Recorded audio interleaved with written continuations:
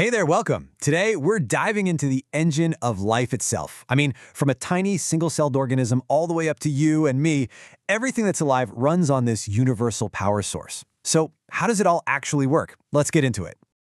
You know that feeling, right? That energy slump when you skip lunch, or your lungs are just burning after you sprint for a bus?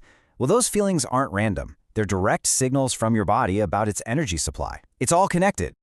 And this really gets us to the core idea of this whole explainer. I want you to think of every living thing, from you to a little amoeba, as this incredibly sophisticated engine. And just like any engine, it needs two fundamental things to run. Fuel, which, we get from food, and an oxidizer, like air, to actually release that fuel's energy. So our journey today is going to explore these two critical parts. First up, we'll look at how this engine of life gets its fuel through nutrition. And then we'll see how it uses air to unleash the energy that's locked inside that fuel through a process called respiration. So, let's start with nutrition. At its heart, it's the entire process of getting that fuel. It's not just about eating, it's about breaking food down into usable little pieces and then putting those pieces to work to build our bodies and power everything we do. So the very first step for any engine is, of course, getting fuel. But how do different forms of life actually do that? Well, as we're about to see, nature has come up with an incredible variety of strategies, from the mind-bogglingly simple to the super complex. Okay, let's start on the simple end of the spectrum with the amoeba. This little guy doesn't have a mouth, it doesn't have a stomach, it just extends its body using what are called pseudopods or false feet to literally surround a particle of food and pull it inside. It forms this little bubble called a food vacuole, and that's where all the digestion happens. It is incredibly direct. And then you've got us. Our system is way less direct engulfment and way more like a highly organized internal assembly line. Food goes in one end, it travels through this whole series of specialized chambers and tubes, and it gets systematically broken down and absorbed all along the way. It's a total marvel of biological engineering. And this assembly line, whether it's simple or complex, basically follows 5 key steps. First, there is ingestion. That's just getting the food in. Then, digestion, the actual breakdown. After that comes absorption, where all the good stuff, the nutrients, passed into the bloodstream. Then, assimilation. That's when your cells actually use those nutrients. And finally, egestion, which is, the polite term for getting rid of whatever is left over. Okay, so we've got the fuel. It's been digested, it's been absorbed. But right now, it's just potential energy. The fuel is in the engine, but we haven't actually turned the key yet.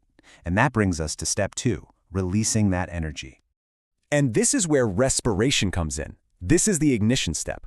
It's the chemical process that takes the oxygen we breathe and uses it to burn the fuel we've absorbed, unlocking all the energy that was stored up in its chemical bonds. So here it is, the master equation for life's engine.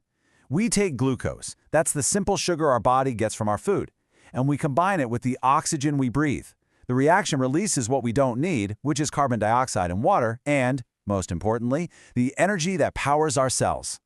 This energy gets captured in a molecule called ATP, which is kind of like the universal currency for getting work done inside your body. So just like getting food, life has evolved an absolutely amazing diversity of ways to get the oxygen needed for this reaction. It is definitely not always about lungs. Just take a look at this chart.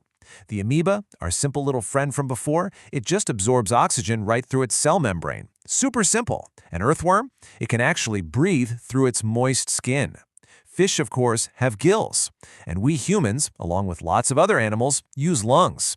Each and every system is perfectly adapted to that organism's environment. And check out these incredibly specialized designs.